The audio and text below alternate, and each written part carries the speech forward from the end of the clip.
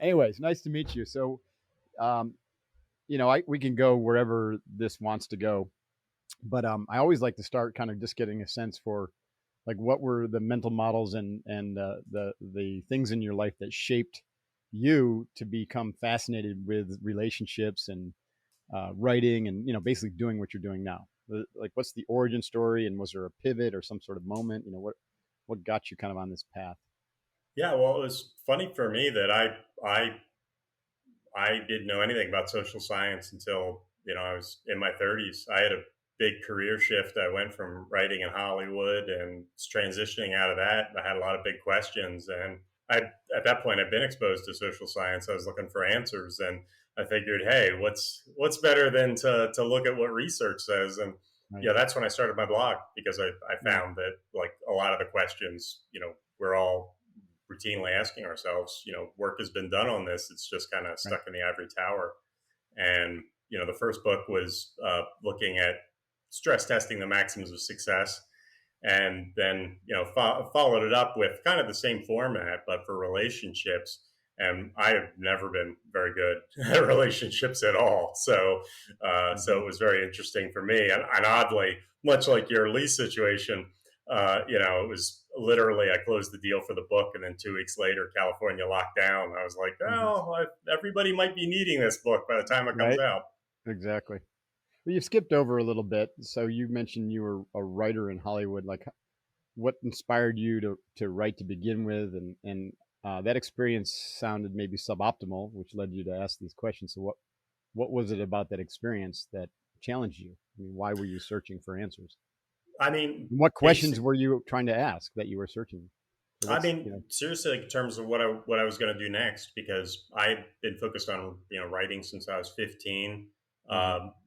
Movies, writing movies was fun, but it was really up and down, inconsistent. I was I did far better than most, but it was still very unpredictable and Mhm. inconsistent.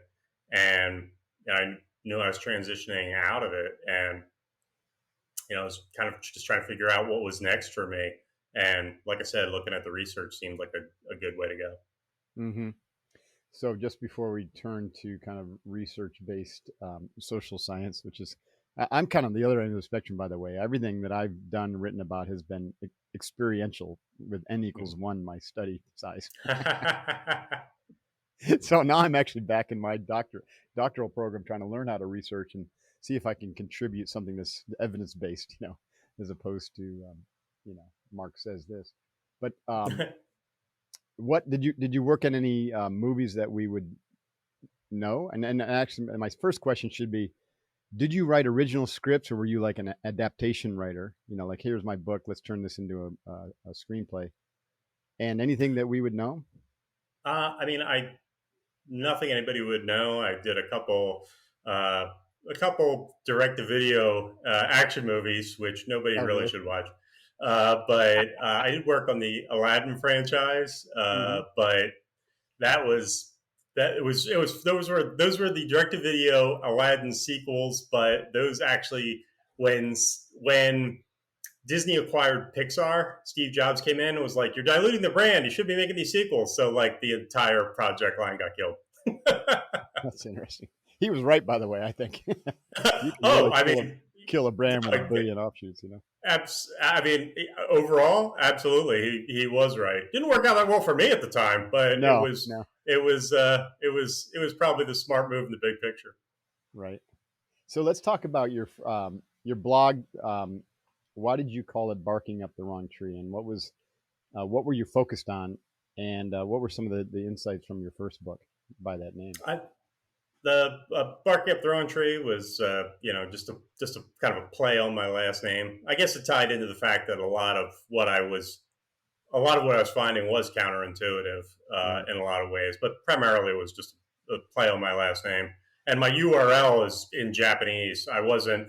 I'm probably not the best branding decision, but I started the blog on a lark, and it seems to have worked out otherwise. But no, it was a lot of fun to give myself kind of like a quick back of the envelope education in that.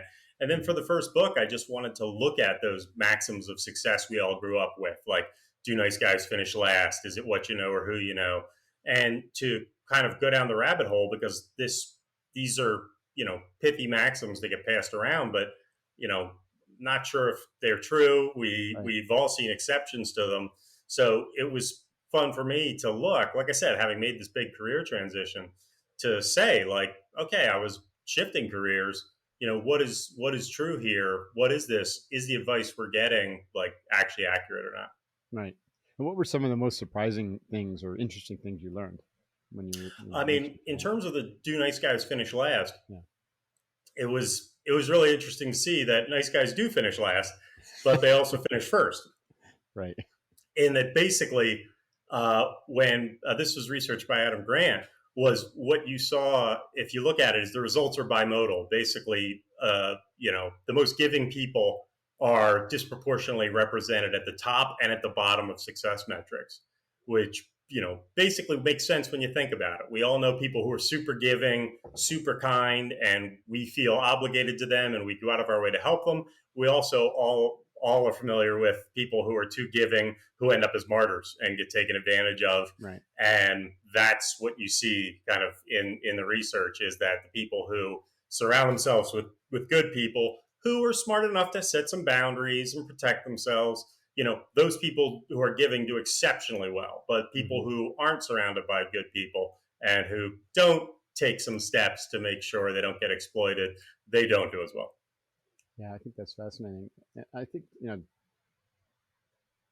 it's important to really kind of be clear about what the definition of success is, right? Because Absolutely. the popular definition might be things that don't actually lead to enduring success, like contentment or peace of mind. And some of those people that might be considered to be at the bottom might actually be very content, even if they've been victimized, because maybe they're not holding on to that. They learn to forgive and they've learned to just serve just for the sake of service. I Anyways, mean, one of the things, I'm sorry. go ahead. Yep. No, one of the things I talk about in the book is in the end exactly what you're saying. Mm-hmm. Just having a personal definition of success, because in the modern era, you know, the first of all, the office doesn't close at 5 p.m. You can keep working, as much as you want, and we have the work-life balance issue. So in the end, you're going to have to set a limit for yourself on how much you work. But to your point, a personal definition. It's kind of like, if it's all career and no personal or no family, is that what you in the end are not going to call a successful career, but a successful life? So Right. exactly to your point, it requires some proactive thought on our part, because we're very lucky to have freedom and options, but freedom and options means we need to decide for ourselves. Right. So, what led you to want to dig into um, relationships more and want to write the book Plays Well with Others, which is a cool title, by the way. And I love that you kind of like use these maxims and try to then either prove or disprove them. That's kind of a cool social scientist approach to writing. But so I was what linked the two books, I guess, or what led you Yeah, from one to the other? I was a big fan of the show MythBusters, Mm-hmm. and I think for me it was like Freud basically said that, like career and like basically work and love are the two fundamental aspects of Mm-hmm. people's lives. And with the a book about success, I largely covered career, so it seemed natural to kind of look at that. And also, I think the genre of relationship books, don't exactly have the best reputation, and maybe for good reason, in that it's often telling people what they want to hear. Mm-hmm. And, I kind of saw an interesting challenge there in the idea of, there's probably a lot here that doesn't get discussed or gets glossed over, a lot of uncomfortable truths. Mm-hmm. Because I knew with success, like, people probably have their perspectives on success, but it's a little bit abstracted.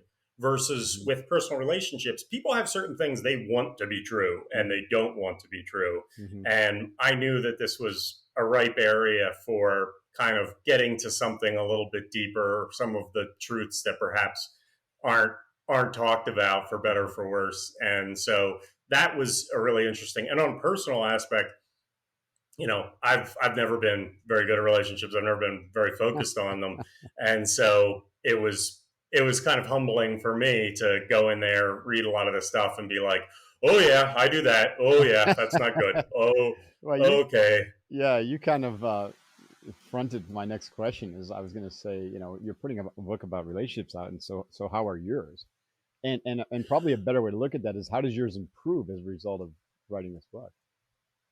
I mean, it's definitely been an education. Yeah, It's at least nice to know some of the things I've been doing wrong. right. It's There's a tremendous irony in writing a book about relationships during the pandemic. Like, wow, not having good relationships is terrible for you, and here I am locked away, not seeing anyone. Yeah. Well, you weren't alone But there.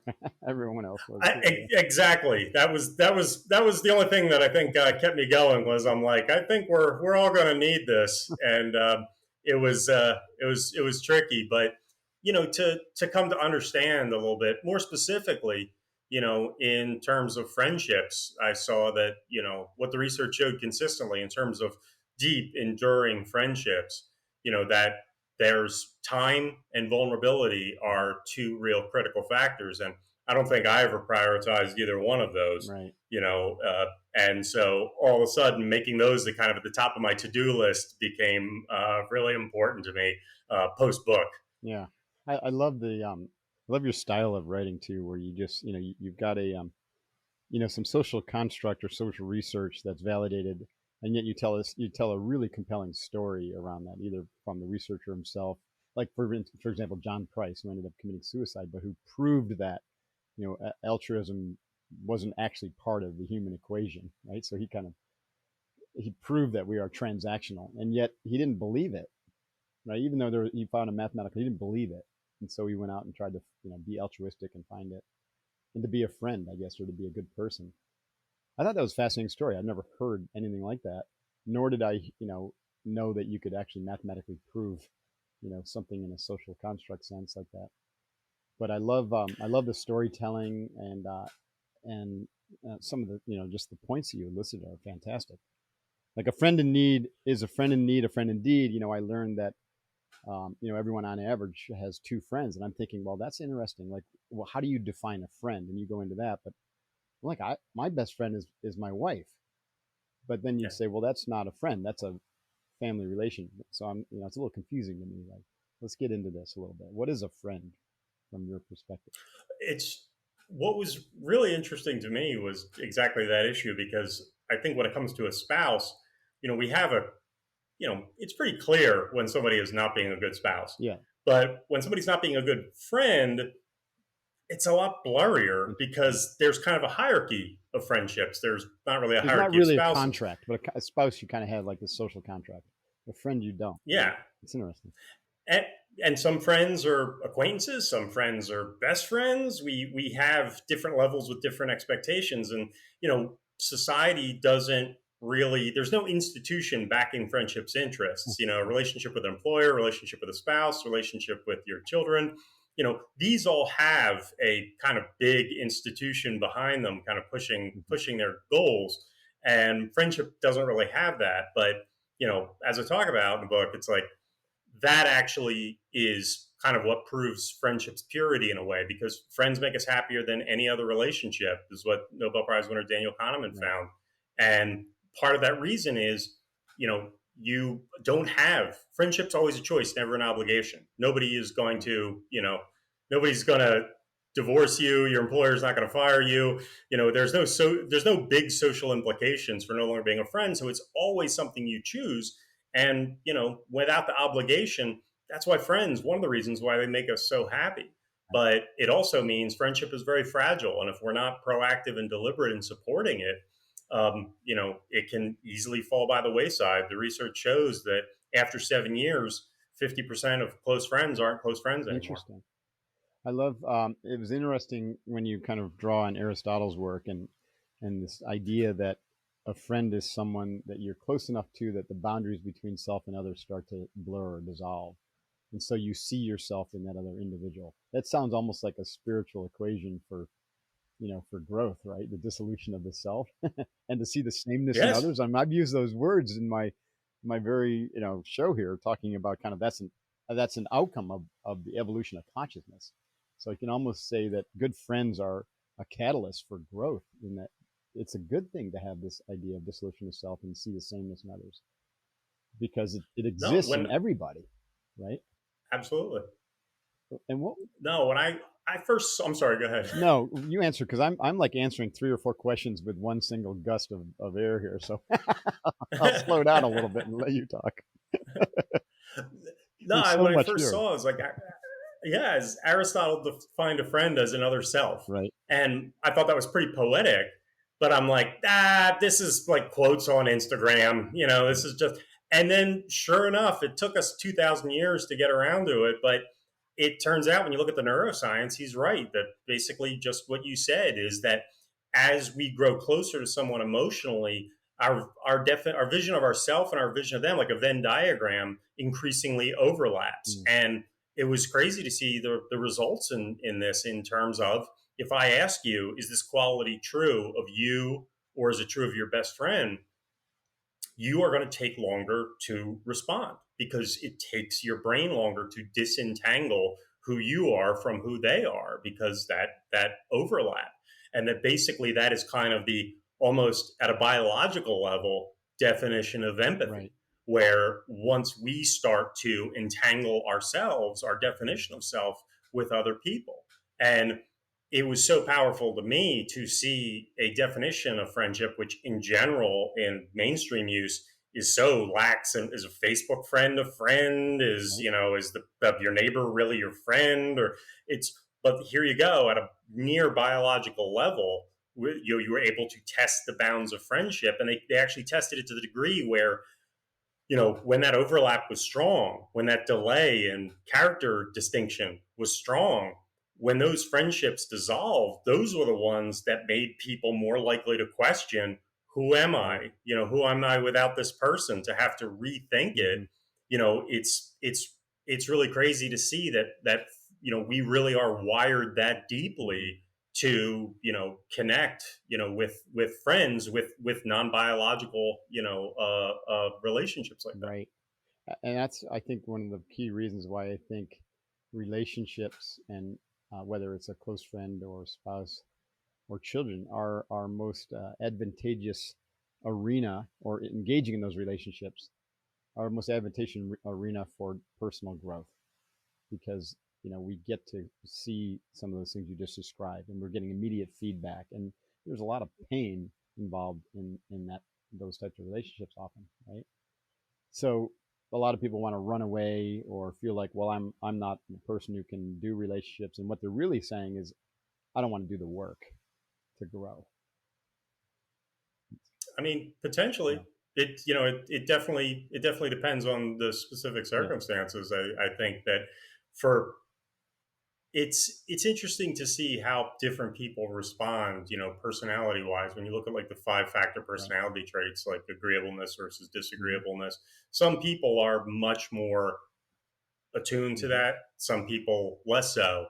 And it's it's interesting because culture wise, for most of human history, we've had more of a one size fits all kind of Right. system. I talk about this in the love Mm-hmm. chapter, with marriage and that being very, very defined. And now we have an enormous amount of flexibility. The definition of marriage and other relationships has become kind of in some ways more akin to the loose definition of Mm-hmm. friendship. The benefits of that are that it allows for customization. The weaknesses are, again, we need to define it for ourselves. We need to shape it ourselves. And that's what I was really shocked by in researching the love and marriage section, was that, you know, it's a is that basically the average marriage has kind of gotten worse, on average. It's not a lot of good news here. Marriage doesn't necessarily make you Mm-hmm. happy. A good marriage makes you Mm-hmm. happy. But the good news is we now have an unprecedented ability to customize and tailor, love relationships, romantic relationships, because they're no longer defined by religion or by True. state, quite as much. And so if we do the work, to your point, then we literally, and this is Eli Finkel, a researcher at Northwestern, we can literally have the best marriages, the best romantic relationships that have ever existed, because they're tailored. But to your point, in order to achieve those, we really do need to put in the Putting in the work. work is important. Like my wife and I's relationship, our relationship, I'm not sure I said that accurately, has gotten so much stronger when we committed to doing the work together.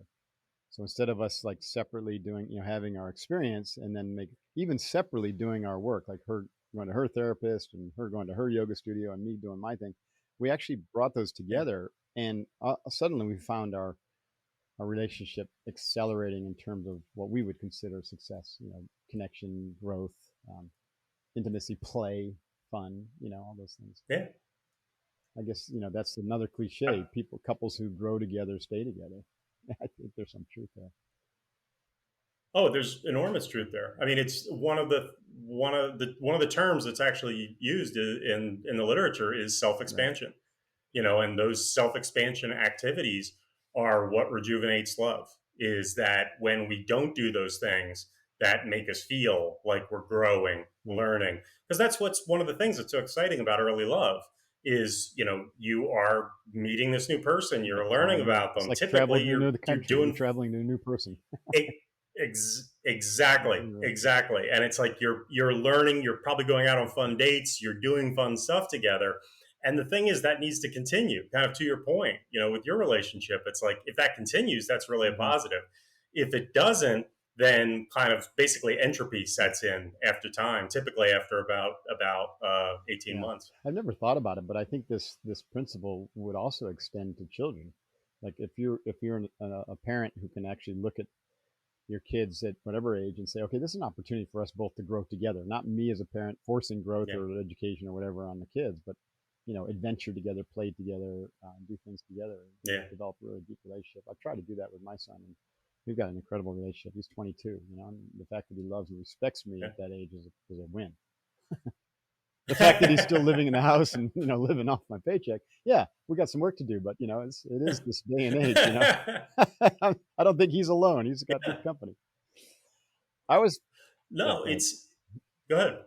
I was Sorry. going to say I No, go was ahead. as fascinated. Kind of this is dovetails with our discussion with learning about that syndrome where love and connection is the only toggle on, right? Is it Willis syndrome or something? Yeah. WS or Oh, Williams Williams syndrome? Yeah, syndrome. where there's an excess of Yeah. oxytocin and everybody's your friend and that Yeah. boundary doesn't turn off. Explain to me how do you stumble No, upon that, and what do those people like to be around? Have you ever? I guess you read about it. I don't know if you ever met someone. no, I've never personally encountered anyone. No, Williams syndrome is a congenital genetic disorder, but in some ways, it's actually the most endearing of Right. disorders. People who have it just basically like love others. They have an enormous, love and desire and capacity to deal with others. They find people endlessly fascinating.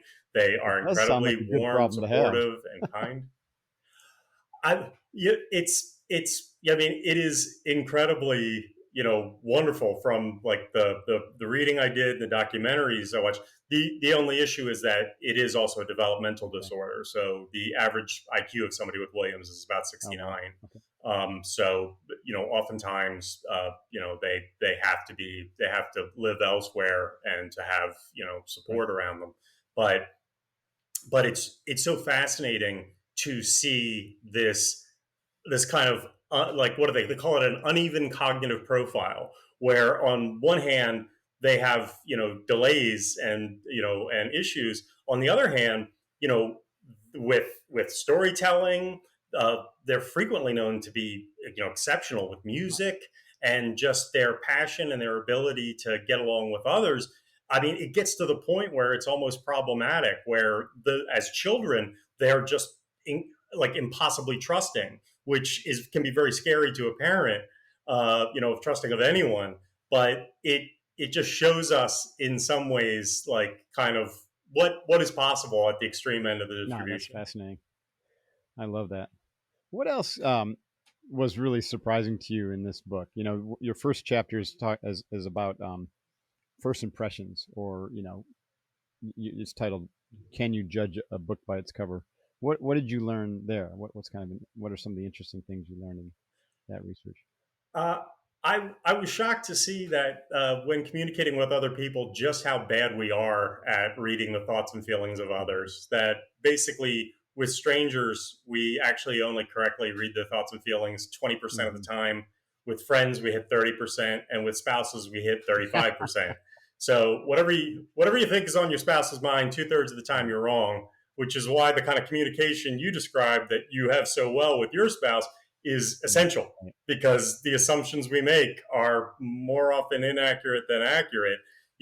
We are not great at reading other people. The interesting aspect is that it seems like we kind of have an upper threshold on that we're not going to be Sherlock Holmes. That the best way to understand others is not to try and improve your skills, but to try and get them to send you stronger signals that are more easily readable.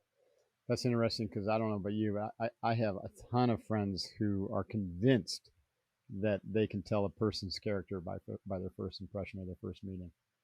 And so this is a pretty common misperception in our culture. It's interesting. Very common. It's Nicholas Epley, researcher at University of Chicago, talks about like basically an established cognitive bias called egocentric anchoring, where we just tend to believe that other people think like we do. And we've all been on the receiving end of this, where somebody assumes you agree with them, maybe on a contentious issue like politics or religion or something. You're like, no, we're not the same. Or somebody starts sending you stuff or talking about stuff that's of huge interest to them, but has little interest for you. But what we're usually not as cognizant of is we do it too. We tend to assume that others are just like us, and certainly human beings as a whole are more similar than they are different. But we tend to make this assumption, and our brain shifts into confirmation bias mode, where we typically, our brains are usually not scientific hypothesis testers. They're much more like prosecuting lawyers who, once we have decided where we're at, we look to confirm the evidence that supports our excuse me, that supports our beliefs, and to dismiss the stuff that doesn't. I tell you what, I'm sure you've done this, but if you want a really interesting few hours wasted, just go down the rabbit hole of researching cognitive bias. There's a great graphic, if you just research cognitive bias, codex, I think is what they call it. And whoever put this together, I wish I knew his name. I'd give him credit, but it's like this big round kind of wheel, and it shows all of these biases. There's like hundreds of them grouped by kind of major category. And you look through these and you're like, oh my God, yeah, there's that. I've got that. I do that. I do that. I do that. So you recognize that we're pretty much just this, this big conditioned ball of biases. We have the framing bias reinforces confirmation bias. You know what I mean? And similarity bias reinforces confirmation bias. Everything kind of it seems like designed to fit things into our view of reality, and then we project that out there, and we get back through projection bias kind of what we put out, right? Which is, and so everything, we tend to think everything is exactly the way we see it, and it's not that way. No, there was one researcher I remember who he found when discussing this that people always responded the same way, which is, oh yeah, I know people who do that. I mean, I don't, but I know other people who have that bias. And so what he started doing was beginning his lectures with visual illusions, where it looks like the two lines are different lengths, but they're actually the same length. The old lady, young to lady, basically stuff like that. Exactly. To basically show people, it's like, no, like you make these mistakes too. They're kind of wired into you. And after showing people you make these errors, people were much more open to the idea of, whoa, he caught me again with that other one. Hey, wait a second, maybe we all do this. That's a big part of my training. I still try to get people to expand their contextual awareness, to become aware of the conditioned reactions and also the biases that are driving their behavior, so that they can, pause. In the SEALs, we use the acronym PBTA: pause, breathe, think about this, and then, construct the most effective action that you can think of in the moment that's going to lead you towards success, and then act on it, and then, reset. Pause, breathe, think. And a lot of that is to just question the assumptions that you're making. which are built upon these biases. That's a huge part of it. Is like when I talk about in the book, I talk about first impressions, and unlike reading people's thoughts and feelings, in the moment, first impressions we're actually more accurate than not. We about reach about 70% accuracy. We're better at sizing people up the first time out. The only issue is that, as the old saw is true, it's like first impressions are sticky. Once we kind of make them, they tend to stick around. And one of the ways to address that is exactly what you're talking about, which is we need to realize that our assumptions are just that, assumptions. Right. And I'm And wondering, we need to be 70% ready accurate to, at what yeah. level, right? Like I can look at you when you pull, when the Zencaster pulls up, and I can make some assumptions. I'm like, okay, yeah, you're male, you're middle aged, you're white, right? You're an author because you wrote a book. So I'm like, oh yeah, I sized you up pretty good. But I know nothing about your beliefs and your most deepest held, cherished, concepts, and I could project those onto you because I have some similarities, in terms of age and race and gender and all that. But again, that's all projection or assumption. Most of the research has been around what's called thin slicing, which is they will basically record someone, have no audio, and they'll show subjects, a video recording of, say, a teacher in a classroom. And people make their assumptions, which are, immediate, largely unconscious. And usually for a number of characteristics, most importantly, competency, people are eerily accurate at like I said, 70%, which is far from 100, but still better than a coin toss. People are able to look with no audio, just a few minutes, sometimes even shorter, and be able to say, yes, this person's pretty good at their job. No, they're not. For certain personality characteristics, especially like extroversion, conscientiousness, people are able to, their gut instincts in that arena are definitely better than Again, I chance. wonder, how much of that are And the also social cues that have been programmed. So the dress, the mannerisms, etc. Because they've done studies. You take someone who's like a world class, you know, concert violinist and put him on the street in rags, and people just walk by him. They're the 70% accuracy falls apart when you take away all those social cues. oh, well, I think that probably has more to do with people not knowing anything about classical music. Touche. I love it. You're probably right too. It's an interesting subject. I think that's it. The point is that it's complicated, right? And in Kahneman, who you referenced earlier, Thinking Fast and Slow, man, it's a brilliant book, and he won the Nobel Prize for it because he really helps you understand how involved what he calls System One thinking is in these quick reactionary judgments that we make and all the biases that are pre-programmed. Yeah, I mean, basically, it's Right. shortcuts for our brain.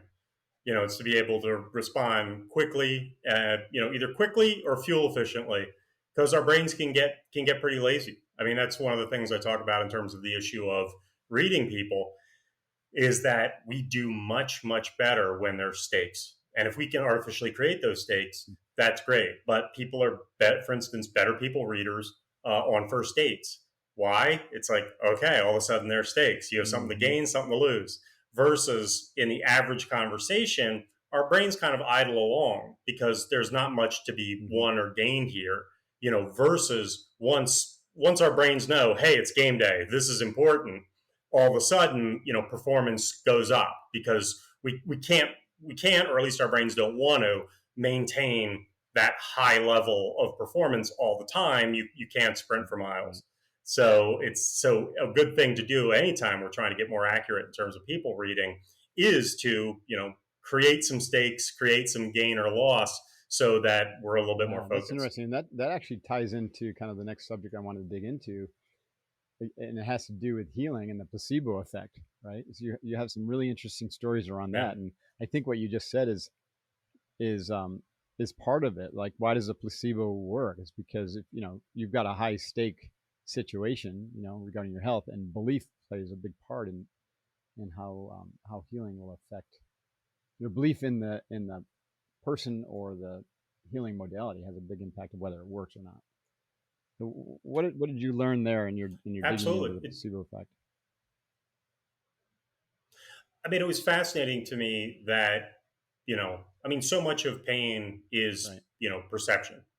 And that issue that when, you know, basically when people go to a therapist and they fill out the intake form, if you survey them, they already report feeling Right. symptomatic relief.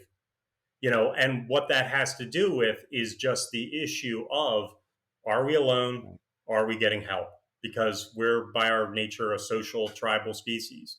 And that feeling of, I'm alone, no help is coming, the alarms start going off. When we feel lonely, our brain scans for threats twice as fast. And that issue of, once we know there is help, it's good help, it's competent help, this is investment, all of those things increase the placebo effect. When a doctor is more interested in you, when they ask questions, when it seems professional. If I give you a placebo pill, a placebo injection actually I, offers more it's relief. Now, they're fascinating. both fake, Yeah, they're I both found that placebos, fascinating.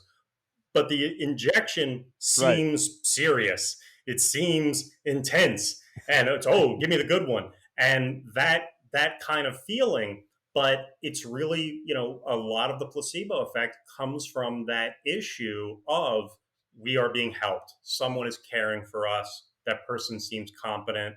We're in good hands. To think of pain less as, an issue of, like, that is caused by the physical damage, and more as, it's the oil light in your car, Right. where it's like, get service. And once you're getting help, that gets dialed down, because it's like, hey, help has arrived, I don't need to scream at you anymore, you're going Right. to get your oil refilled, everything's going to be okay.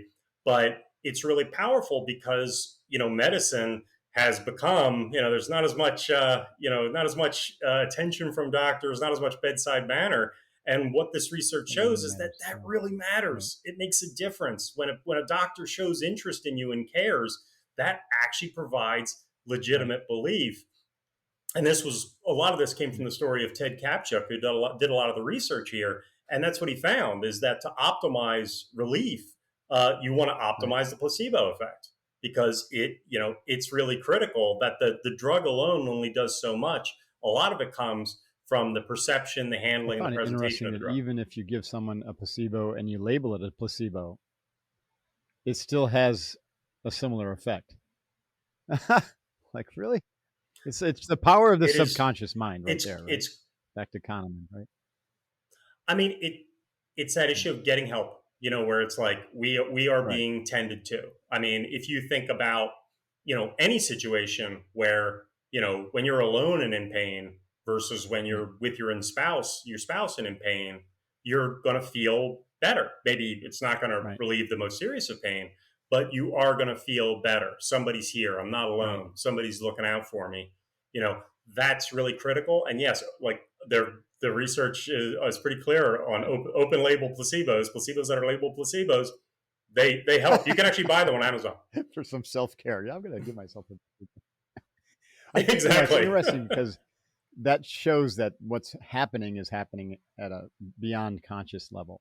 We're not just talking about, oh, I got a placebo, so Yeah. therefore I should feel better. Okay, I feel better, and you're tricking yourself. I mean, literally, your brain is sending some signal that either takes your mind off of that pain, or shuts down or mutes the pain Mhm. receptors, because there is an actual mitigation of pain, or the whatever the symptoms might be. It's It's fascinating. I mean, it's no, it's totally fascinating to see, like, all the ins and outs of pain. Like, it's a fascinating subject and very little understood. But there is the signal from the part of your body, Right. but then there's also the emotional component, which gets looped Right. into a mix of sorts. When we're stressed out, pain Right. pain is more severe. When we're cool about it, when we have an understanding, we feel we have a control over it.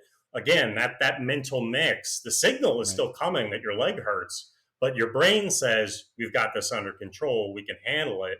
You've got the issue of the placebo effect actually works via endorphins. Is that if you give someone Narcan, which is the drug that's Mm-hmm. used to Mm-hmm. treat overdoses, the Mm-hmm. placebo effect stops working.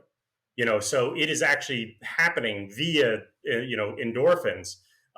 And so it's interesting, but it's interesting to see that the brain is choosing when you're getting help, when you're getting assistance.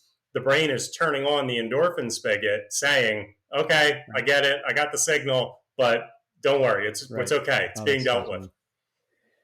We got a few more minutes here, but I wanted to shift focus. I'll paraphrase this, but this is a statement you make that would make Brene Brown's hair curl a little bit. Not being open and vulnerable doesn't just kill friendships; it can also kill you. What do you mean by that? Because it seems one of those counterintuitive things, right? This was research. Yeah. Oh no, this is research by Robert Garfield at University of Pennsylvania, where when we are not open and vulnerable in our relationships, prolongs minor illnesses, increases chance of a first heart attack, and increases the chance that that heart attack will be lethal. We basically, I mean, at one level, we need distress relief, but at another level, if you're not sharing your problems, people can't help you. People can't offer assistance. We need to be able to share these things, and it's tricky. Another study that I found really interesting was Robin Dunbar's professor at Oxford. Looked at all the research and said, like, okay, 1 year after a heart attack, what determines whether you're alive or not? And tons of factors, obviously, exercise, nutrition, etc. But only two that really stood out, really mattered. One was, do you smoke? And number two was, how many good friends do you have? That is interesting. It's crazy. And it's interesting also because most guys that I know aren't open and vulnerable, right? It's just not culturally, it's not our norm, right? We're not taught it, we're not modeled it, and so that's an opportunity, I guess, for people to be more, to grow or to learn how to do that. No, there's no doubt. I mean, the research is consistent that women are better about maintaining the friendships, about being open and vulnerable. And it's tough for a lot of guys. Their number of friendships really shrinks as they get older, and opening up a little bit. And there's, like I talk about in the book, I call it the scary rule. I say, if it feels scary, say it. But start small. Don't confess to any murders immediately. But it's like to open up a little bit. And it doesn't have to be, there are many areas of life where it can be less threatening. That you can talk about, hey, I'm not making as much progress in the gym as I'd like. Hey, maybe I'm having some trouble in my marriage. Hey, maybe I'm having some trouble at the office. Whichever of those is less threatening, there are many different facets of the diamond to just open up and express that, because it's so powerful. This was what I was shocked at, how powerful it is in deepening our friendships. Because basically, by expressing something that makes you look bad, by expressing something that isn't very flattering, you are handing the other person a weapon. You are telling them, you could hurt me. And that is the most powerful expression of trust, to say, hey, you could use this to make me look bad, but I trust you not to. And what the research found, Diego Gambetta's research, is that basically the most powerful way to build trust in another person is to first show them trust. And then if they reciprocate, escalate, this is how you deepen trust between you and your friends. I love that. There's probably an app for that to help guys. If not, we should develop it. Eric, what's next? I mean, you're done with this book. It's when's it due out? When's it, or maybe it isn't? It's okay. It's out now, and so right now I'm still doing the newsletter, and I'm promoting the book, but we'll see. I mean, Freud only had two categories, work and love, and I kind of covered both of those. So I may need a new model by which I develop. Exactly, because otherwise I've exhausted this, and I don't know. I'm not in my elderly years yet, so I'm gonna need to find somebody who's got a list of work, three: relationships, and health, and finances. There's four. There's two more categories that you could. Those are the big four. Those. And exactly to your point, I think those are two other 100%. Things that people have big illusions about. Eric, it'd be great to meet you in person someday, and I appreciate the work you're doing, and I love your style, and this has been a really fun conversation and very informative. So thank you very much. Thank you for having me, dude. I really appreciate this. It's been great. We love you, brother. All right, my friend. Take care. So reach out. What's your social handles and website? Where would you like people to find you and connect with you? It's basically all my social handles are Bakad SEO, which is really hard to BAKADESUYO is my Twitter and my Instagram. If people go to ericbarker.org, they can find the website. And plays well with others wherever books are sold. Yeah, I look forward to talking again and well, digging into whatever your next domain of expertise is. If you're ever down in San Diego, look me up. I'd love to see you.